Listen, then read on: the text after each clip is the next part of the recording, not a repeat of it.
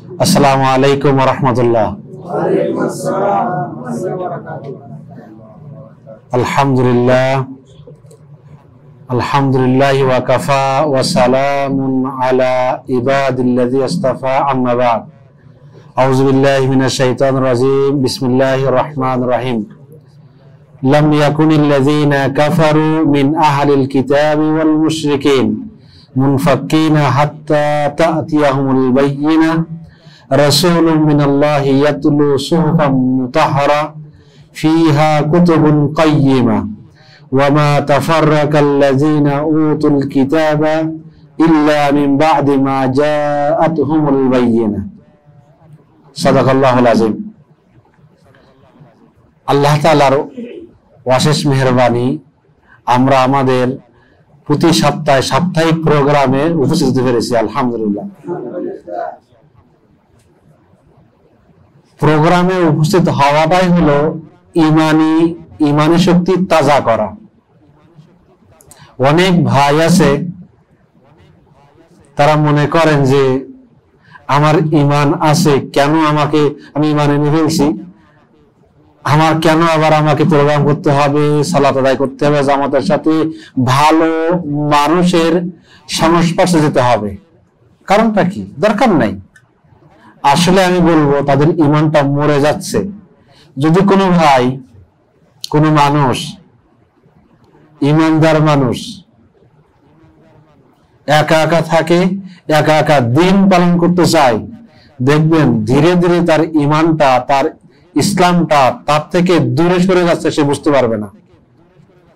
এই জন্য ইমানকে তরতাজা রাখার জন্য এই ধরনের মজলিসে, বিভিন্ন জায়গায় যেখানে দিনে আলোচনা হয়, মানুষগুলো ভালো মানুষের সঙ্গম হয়, একত্রিত হয়, ওই সব এলাকায় যাওয়ার দরকার, যাওয়ার খুবই প্রয়োজন। জামাতের সাথে সালাত আদায় করা খুবই দরকার, জরুরি, যদি তাদের ইমানকে তাজা রাখতে চায়। আর যদি যে না, আমি ইমান আনছি, আমার আর এই জিনিসগুলো দরকার নাই, এটাই হয়ে যাবে, দেখবেন তার আস্তে আস্তে তার ইমানটা কমে যাচ্ছে, এক সময় সে থাকবে না তার ইমান। সুতরাং ইমানকে তাজা করার জন্য আপনি একা একা ইসলাম পালন করতে পারবেন না, একা একা ইমানকে তাজা করতে পারবেন না। ইমান তাজা করার জন্য ভালো মানুষের সংস্পর্শের প্রয়োজন, আপনাকে যেতে হবে, তা না হলে আপনার এই ইমান মরে যাবে। আলোচনা করতেছিলাম সূরা বাইয়িনা, গত সপ্তাহে আলোচনা করেছিলাম, আজকেও আলোচনা করব। সূরা বাইয়িনা কয়টা আয়াত? 8টি আয়াত, তাই না? 8টি আয়াত। প্রথম আয়াত আল্লাহ বলতেছেন, লাম ইয়াকুনিল্লাযীনা কাফারু মিন আহলিল কিতাবি ওয়াল মুশরিকিন মুনফাক্কিনা হাত্তা তা'তিয়াহুমুল বায়্যিনা। আহলে কিতাব এবং মুশরিকদের মধ্যে যারা কাফের ছিল, তাদের কাছে সুস্পষ্ট আল্লাহ রাব্বুল আলামিনের পক্ষ থেকে সুস্পষ্ট প্রমাণ না আসা পর্যন্ত তারা কুফর থেকে বিরত হতে পারবে না। তারা অপেক্ষা করতেছিল যে আল্লাহ রাব্বুল আলামিনের পক্ষ থেকে একটা প্রমাণ আসবে, একটা দলিল আসবে, ওই দলিল তাদের কাছে আসলেই কেবল তারা যে কুফরি করতেছে ওই কুফরি করা থেকে দূরে থাকবে। যতক্ষণ পর্যন্ত তাদের কাছে আল্লাহ তাআলার পক্ষ থেকে স্পষ্ট কোন দলিল প্রমাণ না আসবে, ততক্ষণ তারা কুফরি করা চালাই যাবে। এই আয়াতে দুইটা বিষয়, একটা হলো আহলে কিতাব আর হলো মুশরিকিন। আহলে কিতাব কারা? তারাই হলো আহলে কিতাব যারা মূসা আলাইহিস সালাতু ওয়াস সালামের অনুসারী এবং যারা ঈসা আলাইহিস সালামের অনুসারী। তাহলে দুইটা জিনিস, একটা হলো ইহুদি আর একটা নাসারা। ইহুদি মূসা আলাইহিস সালামের অনুসারী, আর নাসারা কার অনুসারী? ঈসা আলাইহিস সালামের অনুসারী। এই দুই শ্রেণীর মানুষ, দুই নবীর অনুসারীরা, তাদেরকে কি বলা হয়? আহলে কিতাব। তাহলে আহলে কিতাব তারাই যারা তাওরাত এবং ইনজিল কিতাবের অনুসারী ছিল। এই দুইয়ের মাঝখানে আর একটা কিতাব ছিল, সেটা হলো জাব্বুর, যেটা দাউদ আলাইহিস সালামের উপরে নাজিল হয়েছিল। তাহলে তাওরাত, জাব্বুর, ইনজিল। তাওরাতের অনুসারী কারা? ইহুদি, তাই না? তারপরে আসছে কি? দাউদ আলাইহিস সালাম, তার উপরে নাজিল হয়েছিল কোন কিতাব? জাব্বুর। তারপরেই হলো ঈসা, তাই না? ঈসা অনুসারী কারা? খ্রিস্টান, নাসারারা, তাই না? তাহলে এই তিনটা জাতি। এখন মূলত এখানে দুইটা জাতি উল্লেখ করা হয়েছে, কারণ হলো দাউদ আলাইহিস সালামের উপরে যে কিতাব ছিল সেটা হলো জাব্বুর কিতাব। এই কিতাবে 115টি সূরা ছিল। সেখানে কোন বিধান ছিল না, হুকুম আহকাম ছিল না, শুধু উপদেশ ছিল আর কিছু হিকমতি কথাবার্তা ছিল ওই কিতাবে। মূলত দাউদ আলাইহিস সালাম ছিলেন নবী, বনী ইসরাইলের নবী। তারা মূলত ছিল তাওরাতের অনুসারী। এই জন্য দুইটা বলা হয়েছে, তাওরাত এবং ইনজিল। ইহুদি আর নাসারা, তাদেরকে আহলে কিতাব বলা হয়। মূলত আক্ষরিক অর্থে দাউদ আলাইহিস সালামের উম্মতরাও কি তাওরাতের অনুসারী, তারাও কি সেই ইহুদি। কথা বোঝা গেছে? তাহলে আহলে কিতাব হলো ইহুদি এবং নাসারা, যাদের কাছে আগের নবীদের আসমানি কিতাব নাজিল হয়েছিল, তাই সেই কিতাবটা বিকৃত করে হোক আর অবিকৃত অবস্থায় হোক, যারা কি করত? অনুসরণ করত, তারাই হলো কি আহলে কিতাব। মুশরিক হলো তারাই তারা কোন নবী মানত না, রাসূল মানত না, কোন আসমানি কিতাব মানত না। তারা শিরিক করাটাকে একটা ধর্ম হিসাবে মেনে নিয়েছিল। তারাই হলো কেবল মুশরিক, তারা কোন আসমানি কিতাব মানত না। 2 নম্বর আয়াত আল্লাহ বলছেন, রাসূলুম মিনাল্লাহি ইয়াতলু সুহুফাম মুতাহহারা। রাসূল, একজন রাসূল, মিনাল্লাহ, আল্লাহ তাআলার পক্ষ থেকে একজন রাসূল আসবেন, যিনি তাদের কাছে, কারা? ওই যে ইহুদি এবং নাসারা আর মুশরিক, এদের কাছেই কি কিতাব, আল্লাহ তাআলার কিতাব তেলাওয়াত করে করে, পাঠ করে করে শোনাবেন। তাহলে আল্লাহ তাআলার পক্ষ থেকে স্পষ্ট দলিল, সেটাই হলো আল্লাহ তাআলার রাসূল। আল্লাহ তাআলার রাসূল আগমন করলেন, রাসূল তাদের কাছে আসলেন, কোরআন তেলাওয়াত করে তাদেরকে শোনাইছেন। কোরআন আল্লাহ রাসূলের কাছে আসছে কিভাবে? রাসূলের অন্তরে নিক্ষিপ্ত হয়েছিল। কোথায়? অন্তরে। রাসূল সেখান থেকেই কি তেলাওয়াত করে করে শোনাতেন না। আল্লাহ রাসূল কোরআন দেখে দেখে পড়ে শোনাতেন না, তিনি পাঠ করতেও জানতেন, কারণ তিনি ছিলেন কি? উম্মি, নিরক্ষর নবী। যদি আল্লাহ রাসূল নিরক্ষর না হতো, তাহলে আজকের জামানার ওরিয়েন্টালিস্ট যারা আছে, তারা অবশ্যই দাবি করত যে এই কোরআনটা রাসূল নিজে নিজে তৈরি করছে। যদি আল্লাহ তাআলা না বলে দিতেন যে রাসূল উম্মি নবী, নিরক্ষর নবী, দাবি করত না।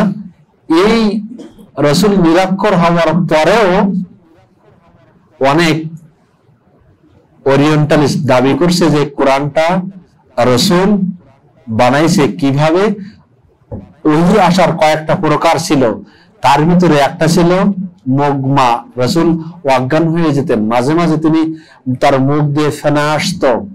সেই সময় যে কথাগুলো বলছেন, তারা বলতো সেটা রাসূলের নিজের বানানো কথা। রাসূল যদি উম্মি না হতেন, তাহলে এই সকল মুস্তাশরিকিনরা হরহামেশা দাবি করত এটা আল্লাহ তাআলার পক্ষ থেকে কোনো কিতাব নয়, রাসূলের মুহাম্মাদের বানানো কিতাব। তারপর আয়াত আল্লাহ বলেন, ফিহা কুতুবুন কাইয়িমা, যাতে একেবারে সঠিক কথাগুলো লেখা আছে। কোন জায়গায়? ওই কোরআনের ভিতরে সঠিক কথাগুলো লেখা আছে, লিপিবদ্ধ করা আছে। এই কোরআনের ভিতরে এমন কোনো বিষয় নাই যে কথাগুলো সঠিক না। লা রাইবা ফি যালিকাল কিতাব লা রাইবা ফি, এমন কোন বিষয়তে নাই যাতে সন্দেহ করা যায়। আল্লাহ তারপর বলছেন, ওয়ামা তাফাররাকু ওয়ামা তাফাররাকাল্লাযীনা উতুল কিতাবা ইল্লা মিন বা'দি মা জাআতহুমুল বায়িনা। কিতাবধারী কারা? আহলে কিতাব। তারা কারা? ইহুদি এবং নাসারা। তারা বিভিন্ন দলে বিভক্ত হয়ে গেছে। তাদের কাছে স্পষ্ট প্রমাণ আসার পরেই তারা বিভিন্ন দলে উপদলে বিভক্ত হয়ে গেছে। অর্থাৎ আল্লাহ রাসূল তাদের কাছে আগমন করছেন, কোরআনটা তিলাওয়াত করে শোনাইছে না? শোনাইছে। তারা জানতো, এই ইহুদিরা নাসারা জানতো যে তাদের কিতাবে তাওরাত এবং ইনজিলে লিখিত ছিল যে নবী একজন আসবে। এই নবী যে আসবে এরা কিন্তু ইহুদিরা নাসারা জানতো, তাদের কিতাবে ছিল, লিখিত ছিল আখিরি নবী, শেষ নবী তার আগমন ঘটবে, এটা লিখিত ছিল। সেই কথাটা আল্লাহ তাআলা বলেছেন, আল্লাযীনা ইয়াত্তাবিউনার রাসূলান নাবিয়্যাল উম্মিয়্যা আল্লাযী ইয়াজিদুনাহু মাকতুবান ইনদাহুম ফিত তাওরাত ওয়াল ইনজিল।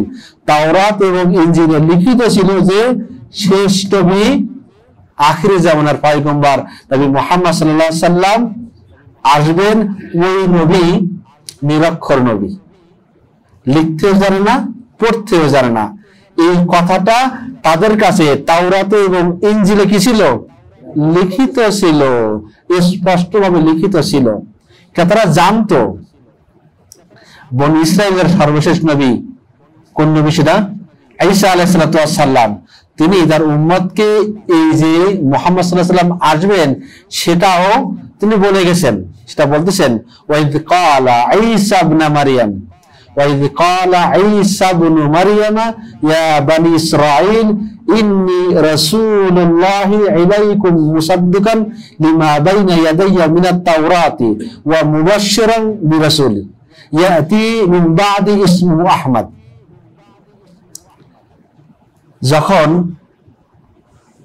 মারিয়াম আলাইহিস সালামের পুত্র, মারিয়ামের পুত্র ঈসা আলাইহিস সালাম, তিনি বলতেছেন, হে বনী ইসরাইল, আমি আল্লাহ তাআলার রাসূল, আল্লাহ তাআলার রাসূল তোমাদের নিকটে এসেছি।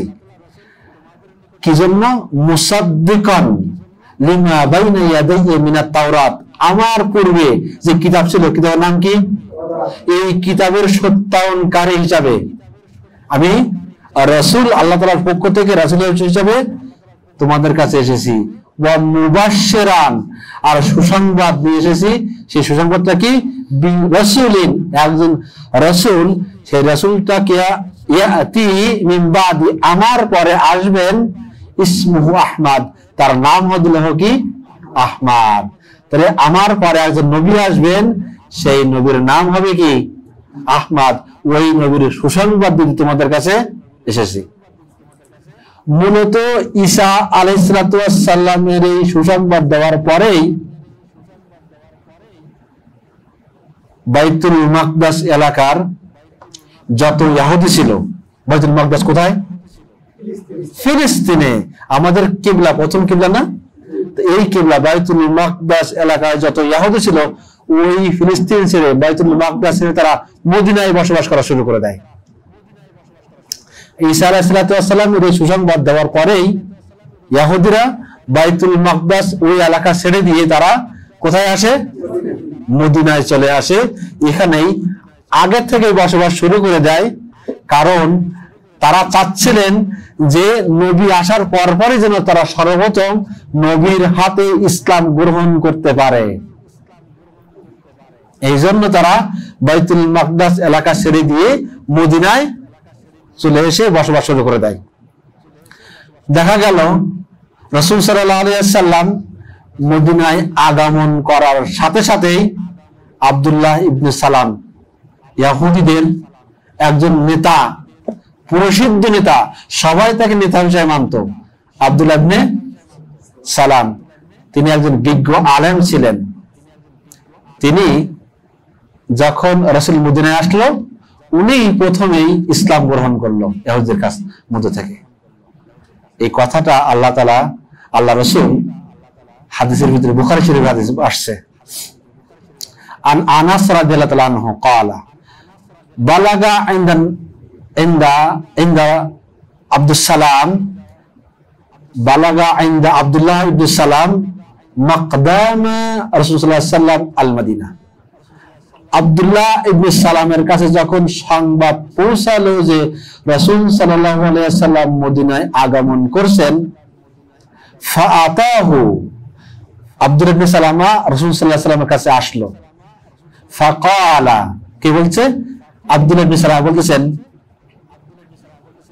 ইন্নী সাইলুকা আন সালাসা, আমি তোমার কাছে 3টা প্রশ্ন করতে চাই। আপনি যদি সত্য নবী হয়ে থাকেন তাহলে আমি আপনার কাছে 3টা প্রশ্ন করব। এই 3টা প্রশ্নের উত্তর নবী ছাড়া কেউ দিতে পারবে না। এই প্রশ্নের উত্তর একমাত্র আল্লাহর নবী ছাড়া দিতে কেউ পারবে না। প্রথম প্রশ্ন হলো, তিনি বলতেছেন কিয়ামতের প্রথম আলামত কি? ভালো করে বোঝেন। প্রশ্ন করতেছেন কে? আব্দুল্লাহ ইবনে সালাম, ইহুদিদের বিজ্ঞ আলেম, সবাই তাকে নেতা হিসাবে মানে। বলতেছে যে কিয়ামতের আলামত কি, প্রথম প্রশ্ন। দ্বিতীয় প্রশ্ন হলো জান্নাতবাসীদের কি খাবার দেওয়া হবে সর্বপ্রথম, কোন খাবার? 3 নম্বর প্রশ্ন হলো কোন কারণে সন্তান তার পিতার সাদৃশ্য হয়, আর কোন কোন কারণে পিতা তার মায়ের অথবা মামাদের সাদৃশ্য হয়। 3টা প্রশ্ন বোঝা গেল? প্রশ্ন কি কি? কিয়ামতের প্রথম আলামত কি, জান্নাতীদের কি খাবার দেওয়া হবে, আর 3 নম্বর প্রশ্ন হলো কোন কোন কারণে সন্তান তার পিতার সাদৃশ্য হয়, কোন কোন কারণে সন্তান তার মায়ের সাদৃশ্য অথবা মামাদের সাদৃশ্য হয়। কথা বোঝা গেছে? রাসূল সাল্লাল্লাহু আলাইহি ওয়াসাল্লাম তখন বললেন, এই কথা বলার পরে বলতেছেন যে এইমাত্র জিবরিল আলাইহিস সালাম আপনার এই প্রশ্নের জবাবগুলো আমাকে দিয়ে গেছে। যখন এই কথাগুলো বললেন, আব্দুল্লাহ ইবনে সালাম বলতেছেন যে এই যে ফেরেশতা আসলো, এই ফেরেশতারা ইহুদিদের শত্রু। জিবরিল আলাইহিস সালাম ইহুদিদের কি শত্রু। তারা মনে করত ইহুদিরা যে জিবরিল তাদের বড় একটা শত্রু। তারপর রাসূল সাল্লাল্লাহু আলাইহি ওয়াসাল্লাম জবাব দিয়েছেন এক করে। প্রথম প্রশ্ন কি? কিয়ামতের আলামত কি? রাসূল বলেছেন কিয়ামতের প্রথম আলামত হলো আগুন, নার, আগুন। এই আগুনটা মানুষদেরকে পূর্ব দিক থেকে পশ্চিম দিকে তাড়িয়ে নিয়ে একত্রিত করবে। পূর্ব থেকে পশ্চিম দিকে তাড়িয়ে নিয়ে একত্রিত করে ফেলবে। তাই হলো কিয়ামতের প্রথম আলামত। 2 নম্বর প্রশ্ন, জান্নাতীদের খাবার কি হবে? জান্নাতীদের প্রথম সর্বজে খাবার দেওয়া হবে ওটা হলো মাছের কলিজার অতিরিক্ত অংশটা, যেটা কলিজার সাথে লেগে থাকে। মাছের কলিজা আছে না, এই কলিজার সাথে অতিরিক্ত একটা অংশ যেটা লেগে থাকে, ওইটাই জান্নাতীদের প্রথম খাবার। সুবহানাল্লাহ। আর 3 নম্বর প্রশ্ন কি? কোন কোন কারণে সন্তান তার পিতার সাদৃশ্য হয়, কোন কোন কারণে সন্তান তার মায়ের অথবা মামাদের সাদৃশ্য হয়। এই সন্তান যে পিতা মাতার সাদৃশ্য হয়, এর রহস্য হলো যে পুরুষ যখন মিলন করে, এই স্ত্রীর সাথে মিলন করার সময় যদি নারীর আগে পুরুষের বীর্যপাত ঘটে যায়, তাহলে সন্তান বাবার সাদৃশ্য হয়। কথা বোঝা গেছে? যখন স্বামী স্ত্রী মিলন করে, স্ত্রীর আগে যদি স্বামীর বীর্যপাত ঘটে যায়, তাহলে সন্তানটা বাবার সাদৃশ্য হয়। আর যদি স্ত্রীর বীর্যপাত ঘটে যায় স্বামীর আগে, তাহলে সন্তান মায়ের অথবা মামাদের সাদৃশ্য হয়। এই জবাব শোনার পরে আব্দুল্লাহ ইবনে সালামা বলতেছেন, আমি সাক্ষ্য দিচ্ছি আপনি আল্লাহ তাআলার রাসূল। আমি গ্রহণ করে নিলাম, ইসলাম গ্রহণ করলাম। আশহাদু আল্লা ইলাহা ইল্লাল্লাহ ওয়া আশহাদু আন্না মুহাম্মাদ রাসূলুল্লাহ। আব্দুল্লাহ ইবনে সালামা কি করলেন? ইসলাম গ্রহণ করলেন। ইহুদিদের কি নেতা না উনি? এখন বাকি যারা ইহুদি ছিল, আর এই সমাজের দুনিয়াতে আরো অনেক ইহুদি ছিল না? এই বাকি শুধু একজন কি নেতা? আরো অনেক নেতা থাকে না? কিছু পাতি নেতা থাকে না? এই নেতারা তখন কি বললো, কি দেখলো যে আব্দুল ইসলাম তো কি ইসলাম গ্রহণ করে ফেলছে, আর তখন দলে দলে মুজাহিদরা, মুহাজিররা, আনসাররা কি করতেছে? ইসলাম গ্রহণ করে করে সাহাবী হয়ে গেল। তখন দেখতেছি যে আমাদের আগে তো অনেক মানুষ ইসলাম গ্রহণ করে ফেলছে, সুতরাং আমরা যদি তাদের পর ইসলাম গ্রহণ করি তাহলে আমাদের আর কি থাকবে না? নেতৃত্ব থাকবে না, আমাদের কর্তৃত্ব আর খাটবে না। কারণ মুহাজিররা, আনসাররা তারা ইসলাম গ্রহণ করে সাহাবী হয়ে গেছে, তাদের মর্যাদা এখন বেশি রাসূলের কাছে। আমরা যদি এখন পরে যাই তাহলে আমাদের কি আর সম্মান থাকবে না, আমাদের মর্যাদা থাকবে না। তাদের এই যে একটা, তাদের নিজেদের ভিতরে বাড়াবাড়ি, একটা হটকারিতা, তাদের হিংসা চলে আসলো, তারা আর কি করলো না? ইসলাম গ্রহণ করলো না। তারা তখন কি যুক্তি দিল, অজুহাত দিল কি, যে শেষ নবী আসার কথা ছিল ইসহাক আলাইহিস সালামের বংশধরে। কথা বুঝছেন? ঈসা, ইসহাক, ঈসা কার পুত্র? ইসমাইল পুত্র না? ইব্রাহিম পুত্র না? তা ওই ইহুদিরা তখন বলতে শুরু করলো যে শেষ নবী আসার কথা ছিল ইসহাক আলাইহিস সালামের বংশধরে, কিন্তু আসছে কোথায়? ইসমাইলের। সুতরাং ওটা আমাদের সাথে না, আমরা ওটা মেনে নিতে পারবো না। এটাই বুঝাইলো। বুঝাইয়া ওরা কি ওনার অনুসারে কিছু পেয়ে গেল, ওনারা আর কি করলো না? তারা ইসলাম গ্রহণ করলো না। কিন্তু তাদের ভিতরে কিছু কিছু বিজ্ঞ মানুষ ছিল, তারা কিন্তু জানতো, তারা কিন্তু রসুলকে চিনেই ফেলছিল যে আসলে ইনি রাসূল, আল্লাহর নবী, আল্লাহর রাসূল। যেই কথাটা আমাদের তাওরাতে আসছে, যে নবীর কথা, সেই নবী ইনি, সেই নবী। তারা জানতো। জানার পরেও তারা তাদের সেই সত্য কথাগুলো গোপন করে রাখছিল। আল্লাহ রাব্বুল আলামিন সেই কথাগুলো বলেছেন, আল্লাযীনা আতাইনাহুমুল কিতাবা ইয়ারিফুনাহু, যাদেরকে কিতাব দিয়েছিল, অর্থাৎ ইহুদি নাসারাগণ, তারা ইয়ারিফুনা, তারা মুহাম্মদ সাল্লাল্লাহু আলাইহি ওয়াসাল্লামকে চিনে ফেলছিল। কামা ইয়ারিফুনা আবনাহুম, যেমনি ভাবে তারা তাদের সন্তানদেরকে, নিজেদের ঔরসজাত সন্তানদেরকে চিনছে, ঠিক তেমনি ভাবে মুহাম্মদ সাল্লাল্লাহু আলাইহি ওয়াসাল্লাম আল্লাহর রাসূল, তিনিই শেষ নবী, এটা তারা চিনে ফেলছিল। ওয়া ইন্না ফারিকাম মিনহুম লা ইয়াকতুবুনাল হক, কিন্তু তাদের ভিতরে একটা দল ছিল, যে দলটা এই সত্যকে তারা গোপন করে রাখছিল। তারা জানার পরেও, অহুম ইয়ালামুন, তারা জানতো, জানার পরেও তারা এই সত্যকে তারা গোপন করে বিভিন্ন দলে ভাগ করে ফেলছে। তারা আর ইসলাম গ্রহণ করে নাই। এভাবেই কেউ কেউ ঈমান আনে, আবার কেউ কেউ কুফরি করে বিভিন্ন দলে ভাগ হয়ে যায়। কারণ তারা স্রেফ তাদের হটকারিতা, নিজেদের ভিতরে বাড়াবাড়ি ছাড়া আর কিছুই না। বাড়াবাড়িটা কি? নবী আসার কথা ছিল আমাদের বংশধর, ইসহাক আলাইহিস সালামের বংশধর, কিন্তু আসে নাই। এই যে একটা হিংসা, বিদ্বেষের কারণে তারা সত্যটাকে মেনে নিতে পারে নাই, সত্যকে গ্রহণ করে রাখছে। আল্লাহ বলেন, ওমা তাফাররাকু ইল্লা মিন বাদি মা জাআহুমুল ইলমু বাগিয়ান বাইনাহুম, তাদের কাছে কোরআন আসার পরেও তারা বিভিন্ন দলে বিভক্ত হয়ে গেছে, শুধুমাত্র তাদের নিজেদের ভিতরে বাড়াবাড়ি করার কারণে। বাস্তবিক ভাবে ইসলাম গ্রহণের ব্যাপারে তাদের মতভেদের কারণ ছিল ওই ইহুদি নাসারা, তাদের ইসলাম গ্রহণ করার একমাত্র কারণ ছিল তাদের হটকারিতা, হিংসা, বিদ্বেষ। এই সেটা আর কিছুই না। আল্লাহ বলছেন ইন্নাদ-দীন ইনদাল্লাহিল ইসলাম, আল্লাহ তাআলার কাছে একমাত্র দিন হলো কি? ইসলাম।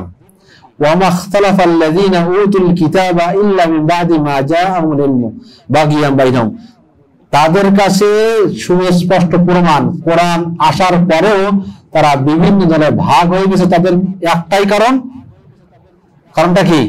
হিংসা। আজও আমাদের কাছে হিংসা আছে না? আছে। আমাদের ভিতরে হিংসা থাকবে, আছে। এই কারণে আল্লাহ রাব্বুল আলামিন উম্মতে মুহাম্মাদকে সতর্ক করে দিয়েছে। সতর্ক করছেন। সতর্ক কি? যে তোমরা যেন ওই ইহুদি নাসারাদের মতন বিভিন্ন দলে বিভক্ত না হয়ে যাও। তারা যেমন হিংসার কারণে, তাদের বিদ্বেষের কারণে, নিজেদের বাড়াবাড়ি করার কারণে, সত্যকে গোপন করার কারণে তারা যেমন বিভিন্ন দলে বিভক্ত হয়ে গেছে, কুফরি করেছে, তোমরা উম্মতে মুহাম্মাদি শেষ নবীর উম্মত, তোমরাও যেন তোমাদের কাছে দিন ইসলাম আসার পরেও তোমরা যেন বিভিন্ন দলে ভাগ না হয়ে যাও, সেই জন্য আল্লাহ রাব্বুল আলামিন আমাদেরকে সতর্ক করে দিয়েছেন। সতর্ক করে দিয়েছেন। আল্লাহ বলছেন ওয়ালা তাকুনু, তোমরা হয়ে যেও না কাল্লাযীনা তাফাররাকু, তাদের মতন বিভক্ত হয়ে যেও না। কারা? ইহুদি নাসারারা যেমন বিভিন্ন দলে ভাগ হয়ে গেছে, তোমরাও তোমাদের কাছে কোরআন আসার পরেও তোমরা বিভিন্ন দলে ভাগ হয়ে যেও না। যদি তোমরা বিভিন্ন দলে ভাগ হয়ে যাও, কি হবে? উলাইকা লাহুম আযাবুন আযীম।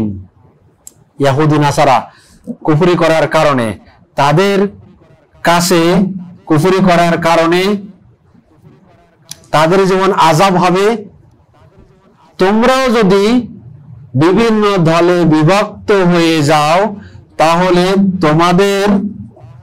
তোমাদের জন্য ওই আল্লাহ তাআলার আযাব অপেক্ষা করতেছে। কে সতর্ক করছে? আল্লাহ রাব্বুল আলামিন সতর্ক করেছেন আমাদেরকে। কিন্তু দুর্ভাগ্য হলো আল্লাহ রাব্বুল আলামিন আমাদের সতর্ক করার পরেও, সাবধান করার পরেও আমরা মুসলমানরা, রাসূল সাল্লাল্লাহু আলাইহি ওয়াসাল্লামের উম্মত, শেষ নবীর উম্মত হওয়ার পরেও, আল্লাহ রাব্বুল আলামিন আমাদেরকে সতর্ক করার পরেও আমরা ধর্মের নামে, বিভিন্ন রাজনীতির নামে শত শত দলে বিভক্ত হয়ে গেছি। হয়েছি না? এই বিভক্ত হওয়ার ফলে আমাদের পরিণতি কি হয়েছে? আমাদের পরিণতি হয়েছে এই দুনিয়াতে আমাদের উপরে আযাব এসে গেছে। আসে নাই আযাব? হাসিনার মতন আযাব আসে নাই? হাসিনাটা আযাব না?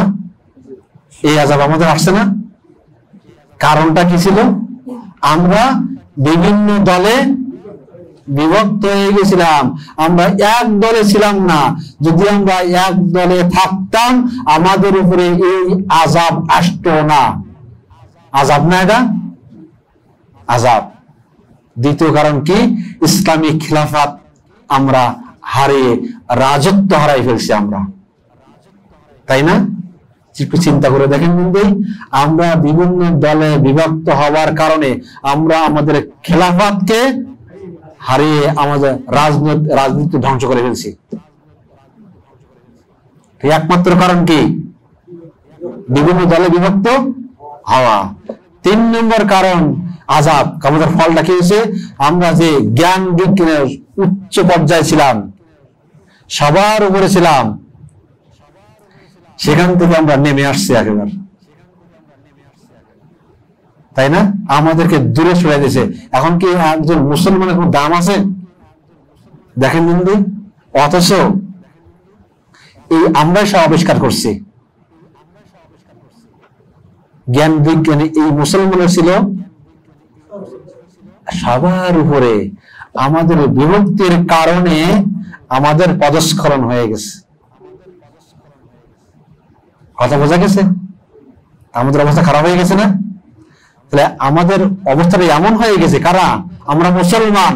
আমাদের অবস্থা এমন হয়ে গেছে যে আমরা এখন ইহুদি, নাসারা, কুফরি শক্তিকে অন্ধভাবে অনুসরণ করতেছি। অস্বীকার করতে পারবেন কেউ? কোন মুসলমান অস্বীকার করতে পারবে? আমাদের অধঃপতন হওয়ার কারণে, বিভিন্ন দলে বিভক্ত হওয়ার কারণে আমরা এখন ইহুদি, নাসারা, কুফরি, মুশরিকদেরকে অন্ধভাবে অনুসরণ করতেছি। একটাই কারণ, আমাদের অস্তিত্ব যাতে খুঁজে পাই, তাই না? আমাদের শক্তিকে আবার ফিরিয়ে আনার জন্য আমরা ইহুদি, নাসারা, মুশরিক, কুফরি, কাফেরদেরকে অন্ধভাবে অনুসরণ করে যাচ্ছি। তারা যেটাই বলে সেটাই আমরা করি। আমরা এই ইহুদি, নাসারাদের চাট্টুকারিতা করতেছি, পা চাটতেছি, একটাই কারণ, আমার ক্ষমতা ধরে রাখতে হবে। করতেছি না এটা? একটু খোঁজ করে দেখেন, একটু চোখটা ঘুরাই দেখেন। এই দুনিয়ায় শুধু আমরা বাংলাদেশ তা না, এই দুনিয়ায় সবাই আমরা বিভিন্ন মুসলমানরা বিভিন্ন ধরনের ভাগ হওয়ার কারণে আমরা আমার নিজের ক্ষমতা, মুসলমান আমি, আমার ক্ষমতাকে ধরে রাখার জন্য আমি কি করতেছি? আমি ওই ইহুদি, নাসারাদের চাটুকারিতা করতেছি, তার পা চাটতেছি আমি। এই ইহুদি, নাসারাদের শক্তি, কুফরিদেরকে অনুসরণ করে আমরা মানুষ হিসাবে মেরুদণ্ডহীন মানুষ হয়ে গেছি। সোজা দাঁড়াতে পারি না। শক্তি আছে দাঁড়ানোর? কোন মুসলমানের সোজা হয়ে দাঁড়াবে শক্তি আছে? সবাই মেরুদণ্ডহীন মানুষ। মুসলমানরা এখন এই পৃথিবীতে মেরুদণ্ডহীন মানুষ। শক্ত করে কথা বলতে পারে এমন কোন মুসলমান আছে এখন? দেখা তো দেখি শক্ত কথা বলবে, অথচ নিজেরকে ক্ষতি করতেছে। আপনাকে মারতেছে, আমাকে মারতেছে, আমি মুসলমান, আমাকেই মারতেছে, কিন্তু আমি সত্য কথাটা বলবো, এরকম মেরুদণ্ড নাই, মানুষের শক্তি নাই। কারণ কি? আমরা আমাদের মেরুদণ্ড ভেঙে ফেলছি। তারা আমাদের এই মেরুদণ্ডহীন মানুষ, আমরা এখন আমাদের এই শক্তিকে আবার ফিরে পাওয়ার জন্য তাদের পিছনে তারা যেটা বলে সেটাই বাস্তবায়ন করতেছি, তাই না? এই কথাগুলো কিন্তু আল্লাহ রাসূল বলছে যে আমার উম্মত কয় দল হবে? বনী ইসরাইলের কয় দল ছিল? 72টা ফিরকা ছিল। আমার উম্মত কয় দল হবে? 73 ফিরকা। হয়েছে না? খুঁজে দেখেন কিন্তু এখন শুধু আমার দেশে দেখেন কয়টা ইসলামী দল। ইসলাম তো ইন্না দীনা ইনদাল্লাহি, আল্লাহ তাআলার কাছে একটাই ধর্ম, দিন, সেটা ইসলাম। কিন্তু আমার দেশে দেখেন তো কয়টা ইসলামী দল পার্টি।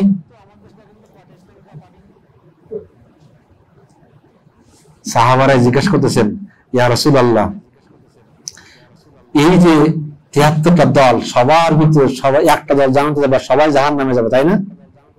কারা তারা? রাসূল বলেছেন, মা আনা আলাইহি ওয়া আসহাবি, আমি যে তরিকায় চলি, তোর তরিকার উপরে আছি, এবং আমার সাহাবীগণ যে তরিকার উপরে আছে তারাই হলো জান্নাতি। আর যারা আমার রাসূলের অনুসরণ করে না, সাহাবীদেরকে অনুসরণ করে না, তারাই কিন্তু সবাই জাহান্নামী। এই জন্য সবাই দিন পালন করার সময় খেয়াল করবেন আপনি আসলেই কোন তরিকার মানুষ, আসলে আপনি রাসূলের সুন্নাত মাফিক আপনি আছেন কিনা, সাহাবায়ে কেরামের খোলাফায়ে রাশিদিন তাদের তরিকাতে আছেন কিনা, না আপনি পদস্খলন হয়ে গেছে, আপনি অন্য পথে চলে গেছেন। এজন্য এখন ওই ইউটিউব শরীফ দেখে দেখে দিন পালন করলে পদস্খলন হওয়ার সম্ভাবনা 90%। কথা বোঝা গেছে?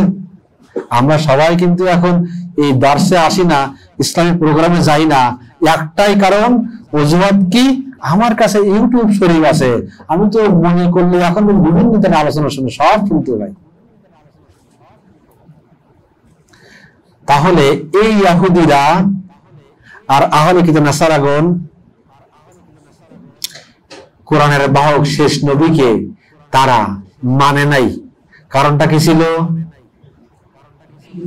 হিংসা, নিজেদের বাড়াবাড়ি, যে আমি যদি পরে ইসলাম গ্রহণ করি তাহলে আমাকে দাম দিবে না, আমার পদ পাবো না, আমি সমাজের ভিতরে আমাদের ভিতরে একজন সম্মানিত ব্যক্তি, আমার পদ মর্যাদা আছে, আমার কথা সবাই শোনে। আমি তখন ওই ইসলাম গ্রহণ করি, যারা আনসার আসছে তারা আমার আগে সাহাবী হয়ে গেছে, আমার তারপরে যেতে হবে, আমাকে দাম দিবে না। এই হিংসা তাদের ভিতরে চলে আসলো, তারা আর কি করলো না? ইসলাম গ্রহণ করলো না। এরপর আল্লাহ বলছেন, ওয়ামা উমিরু ইল্লা লিয়াবুদুল্লাহ মুখলিসিনা লাহুদ্দিন হুনাফা ওয়া ইউকিমুস সালাতা ওয়া ইউতুজ যাকাতা ওয়া যালিকা দীনুল কাইয়্যিম। আল্লাহ রাব্বুল আলামিন তাদেরকে আদেশ করেছেন, কাদেরকে? সবাইকে আদেশ করেছেন ইবাদত করার জন্য। নির্দেশ দেওয়া হচ্ছে একমাত্র আল্লাহ তাআলাকে ইবাদত করতে হবে, খালেস নিয়াতে, ইখলাসের সাথে। আল্লাহ ছাড়া আর কাউকে কি করা যাবে না? ইবাদত করা যাবে না। আর কি করতে হবে? সালাত কায়েম করতে হবে, যাকাত দিতে হবে। ওয়া যালিকা দীনুল কাইয়্যিম, এটাই হলো সরল, সত্য, সঠিক দিন। তাহলে কয়টা জিনিস পেলাম? একমাত্র একনিষ্ঠ ভাবে ইখলাসের সাথে একাগ্র চিত্রে আল্লাহ ইবাদত করতে হবে, সালাত কায়েম করতে হবে, যাকাত দিতে হবে। আর এইগুলোই হলো সঠিক, সরল, সত্য দিন। তাহলে সঠিক দিন, এর বাইরে কিছু আছে? জি না। ইহুদি নাসারাগণ তাদের কিতাবে, এই যে তাদের কিতাব তাওরাত এবং ইনজিলে কিন্তু তাওহীদ অনুসরণ করার কথা উল্লেখ ছিল, তাওহীদের কথা। তারা তাওরাত এবং ইনজিলে তার কথা কিন্তু লেখা ছিল যে তাওহীদকে অনুসরণ করতে হবে, কিন্তু তারা সেই তাওহীদকে বাদ দিয়ে শিরকে লিপ্ত হয়ে গেছিল। তারা কি করত? তারা তাদের সমাজে, তাদের ভিতরে যারা পণ্ডিত ছিল, জ্ঞানী ছিল, মানে তাদেরকে রব বানিয়ে ফেলছিল। ইহুদি নাসারারা তাদের ভিতরে যারা পণ্ডিত ছিল, পণ্ডিত জ্ঞানী, তাদেরকে তারা রব বানিয়ে ফেলছিল। সেখানেই ক্ষান্ত না, তারা মসিহ আলাইহিস সালাম, ঈসা আলাইহিস সালামকেও তারা রব বানিয়ে ফেলছিল। কিন্তু ওয়ামা উমিরু ইল্লা লিয়াবুদু ইলাহান ওয়াহিদান, তাদেরকেও নির্দেশ দেওয়া হয়েছিল একমাত্র আল্লাহকে ইবাদত করতে হবে। তারা একমাত্র আল্লাহকে ইবাদত করার ছাড়াও তারা তাদের সমাজের ভিতরে, তাদের ভিতরে যারা পণ্ডিত ব্যক্তি ছিল, ওই পণ্ডিতকেও কি বানাইছিল? রব বানাইছিল। এখন যেমন হিন্দুরা তাদের পণ্ডিতদেরকে ওই মানে রব বানায়, ঠিক তারাও তাই বানাই ফেলছিল। তারা ঈসা আলাইহিস সালামকেও কি তারা আল্লাহ, তারা রব বানাই ফেলছিল। মাবুদ হিসাবে তাকে পূজা করত, ইবাদত করত। তারা বলতো যে ঈসাও কি আমাদের রব। এরপর বলছেন মুখলিসিন লাহুদ্দিন, ইবাদতের ক্ষেত্রে আল্লাহকে খালেস ভাবে ইবাদত করতে হবে, একমাত্র ইখলাসের সাথে কার ইবাদত করতে হবে? আল্লাহ বলেন কুল ইন্নী উমিরতু আন আ'বুদাল্লাহ মুখলিসান লাহুদ্দিন, হে নবী তুমি বলো যে আমি আদেশপ্রাপ্ত হয়েছি খালেস, আনুগত্য সহকারে আল্লাহ তাআলা ইবাদত করা, ইখলাসের সাথে আল্লাহকে কি করতে হবে? ইবাদত করতে হবে। এই জন্য ইমাম কুরতুবী বলতেছেন আল্লাহ তাআলার ইবাদতে নিয়াত ওয়াজিব। যে ইবাদত করবেন আল্লাহ তাআলার, এই ইবাদতে নিয়াত করা কি ওয়াজিব। কারণ ইখলাস হলো কলবের আমল। ইখলাস নিয়ত না, ইখলাস নিয়তটা কলবের আমল, যা দ্বারা কেবল আল্লাহ রাব্বুল আলামিনের চেহারাকে দেখা যায়, অন্য কারোর চেহারা নয়। বোঝা গেছে নি? বোঝেন নাই? নিয়তটা হলো ইখলাস, ইখলাসটা হলো কি কলবের আমল, কলব দিয়ে করতে হয়, তাই না?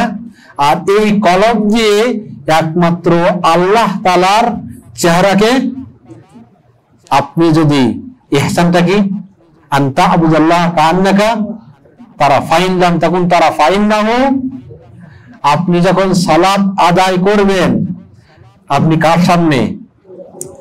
আপনি আল্লাহ তাআলাকে দেখতেছেন। যদি আপনি আল্লাহকে না দেখেন, আল্লাহ আপনাকে দেখতেছে। ইখলাস, খালেস আল্লাহ। আপনি যদি আল্লাহ তাআলার সামনে দাঁড়িয়ে থাকেন, আপনার যদি এই অনুভূতিটা হয় আপনি আল্লাহ তাআলার সামনে দাঁড়িয়ে ইবাদত করতেছেন, তখন কি দোকানে হিসাব আসবে? আসার কথা না। অন্য কোনো জিনিস আপনার এই ব্রেনটা তাসাউর করার কথা না।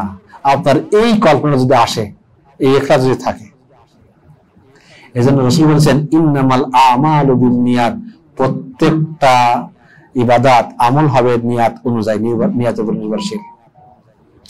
মুখলিসান কথা বলার পরে আল্লাহ তাআলা বলতেছেন হুনাফা। হুনাফা যার অর্থ হলো কি, সকল দিন থেকে মুখ ফিরিয়ে কেবলমাত্র আল্লাহ তাআলার দিকে ফিরতে হবে, সব কিছু থেকে মুখ ফিরে নিতে হবে, সব কিছু থেকে মুখ ফিরিয়ে ইবাদত যখন করবেন কেবলমাত্র আল্লাহ তাআলার দিকে মুখ করতে হবে। ওই সময় আর কিছু আপনার সামনে আসা চলবে না। এই জন্য আল্লাহ রাব্বুল আলামিন এখানে হুনাফা কথাটাও কি উল্লেখ করছেন। যেমন ইব্রাহিম আলাইহিস সালাম বলেছেন ইন্নী ওয়াজহাতু ওয়াজহিয়া লিল্লাযী ফাতারাস সামাওয়াতি ওয়াল আরদা হানিফা ওয়া মা আনা মিনাল মুশরিকিন, নিশ্চয় আমি ওয়াজহাতু ওয়াজহিয়া লিল্লাযী, একনিষ্ঠভাবে সেই রবের দিকে আমার মুখ ফিরে নিয়েছি যিনি আসমান এবং জমিন সৃষ্টি করেছেন, আর তার কি নাই, ওয়া মা আনা মিনাল মুশরিকিন, আমি মুশরিকদের কি নাই, অন্তর্ভুক্ত নয়। তাহলে ইবাদত করার ইখলাসের পরে হুনাফা কথাটা আল্লাহ তাআলা উল্লেখ করেছেন এই কারণে, যাতে সব কিছু বাদ দিয়ে একমাত্র আল্লাহর দিকে মুখ ফেরাতে হবে, আর কারোর দিকে আপনার কল্পনা তাসাউর কোনো কিছু করা যাবে না। এরপর আল্লাহ বলছেন ওয়া ইকিমুস সালাতা ওয়া ইতুজ যাকাত, যারা কি করে, সালাত কায়েম করে আর যাকাত আদায় করে, অর্থাৎ ইখলাস আনুগত্য সহকারে একনিষ্ঠভাবে ইবাদত করার সাথে সাথে কি করবে, সালাত আদায় করবে আর যাকাত, যাকাত কি করবে, যাকাত দিবে। তাহলে এখানে তিনটা আমল, তিনটা, একটা হলো ইখলাস, সালাত, যাকাত, তিনটা না? ইখলাস, ইখলাস, ইখলাস, মুখলিস, ইখলাসের সাথে লোক দেখানো ভাবে না। এখন দেখেন যে কিছুদিন পরে নির্বাচন আসবে, তখন দেখবেন সবাই কিন্তু মসজিদের পূর্ণতা করবে, আর তাসবিহ কান হাতে নিয়ে দেখবেন মসজিদে আগাইতেছে, এরা কিন্তু মুখলিস না। সুতরাং ইবাদত করতে হবে ইখলাসের সাথে, ইখলাস, ইখলাস, সালাত আর কি যাকাত, এই তিনটা। এই জন্য এই তিনটাকে একত্রিত বলা হয়, মানে যাকে বলা হয় ইবাদতে কলবি, কলবের ইবাদত, ইবাদত বাদানি সালাত, আর হলো ইবাদত মালি যাকাত, তাই না? তাহলে সালাত কায়েম করার অর্থটা কি? অর্থটা হলো কি, ওয়াক্ত অনুযায়ী সালাত আদায় করতে হবে। সালাতের ফরজ, ফরজ আছে না? কয়টা ফরজ বলেন দিন?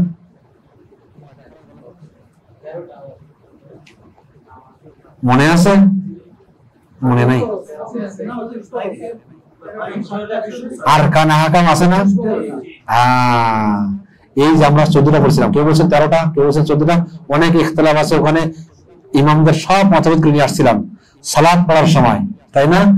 ওখানে দেখেন আসছে না যে আপনার দেহ পরিষ্কার করতে হবে, পরিষ্কার করা বাদান, তাহলে বাহ্যিক এবং আভ্যন্তরীণ, তাহলে বাহ্যিক আপনি পবিত্রতা অর্জন করছেন, আভ্যন্তরীণ কি করতে হবে? হালাল খাওয়া ছাড়া হারাম খাওয়া যাবে?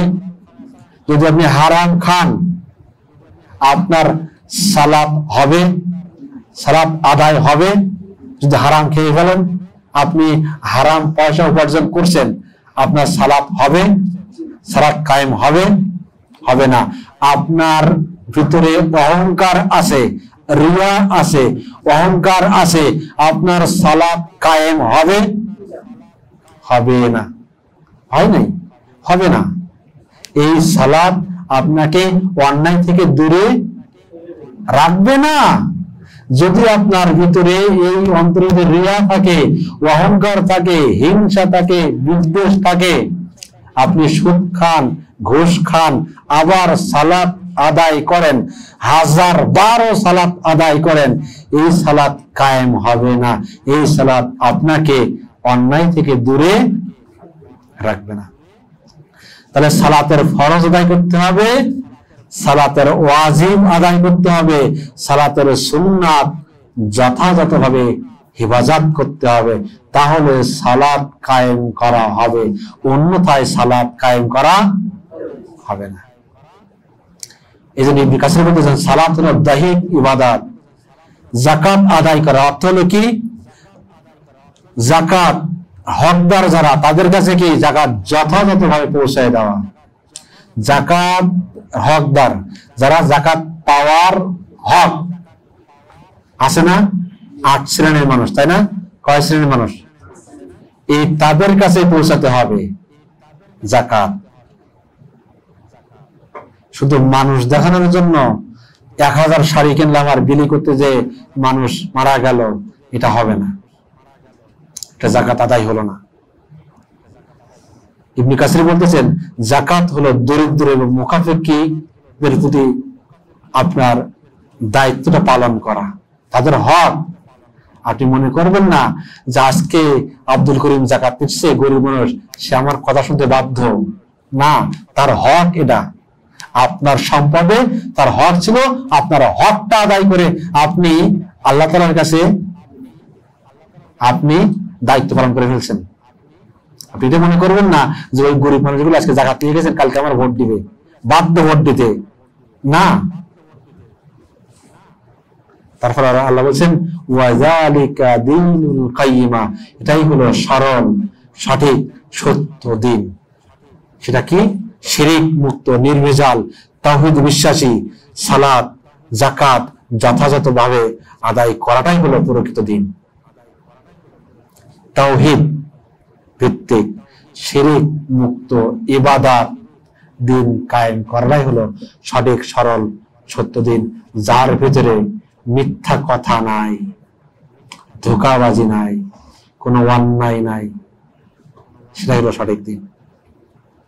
দীনুল কাইয়্যিমা, দিনটা হলো কি? নবী সাল্লাল্লাহু আলাইহি ওয়াসাল্লাম আল্লাহ তাআলার নিকট থেকে যে জীবন বিধান নিয়ে এসেছে, যালিকা দীনুল কাইয়্যিমা, দিন ধর্ম, তাই না? কাইয়্যিমা সঠিক ধর্ম কি? যেটা আল্লাহ তাআলার কাছ থেকে আল্লাহ তাআলার নবী যে বিধানটা নিয়ে আসছেন আমাদের জন্য, জীবন বিধান, যার ভিতরে কোনো বক্রতা নাই, জড়তা নাই, নাই কোনো বাতিল, নাই কোনো মিথ্যা, নাই কোনো মন গড়া কথা, সম্পূর্ণ আল্লাহ রাব্বুল আলামিনের প্রদত্ত সঠিক সরল যুক্তি ভিত্তিক যুক্তিপূর্ণ একটা জীবন বিধান। সেটার নাম কি? আল কোরআন।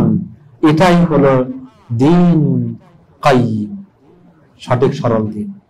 এই জীবন বিধান আমাদের জন্য নিয়ে আসছেন কে? এটাই আমাদের কি করতে হবে? অনুসরণ করতে হবে, পালন করতে হবে, যদি আপনি কি করতে চান? জান্নাতে যেতে চান। এই ব্যাপারে কারোর ইখতিলাফ করা, মতানৈক্য করা যাবে না। আল্লাহ রাব্বুল আলামিন আমাদের সকলকে কবুল করুন, যাতে আমরা সবাই একত্রিত হয়ে থাকতে পারি, দ্বীনের সাথে থাকতে পারি। যাতে আমরা আল্লাহ তাআলা আমাদের জান্নাত কবুল করে, যে দিনের উসিলায় আমরা আমাদের জান্নাতকে কনফার্ম করতে পারি। ওয়া মা তাওফীক ইল্লা বিল্লাহ। আসসালামু আলাইকুম ওয়া রাহমাতুল্লাহ।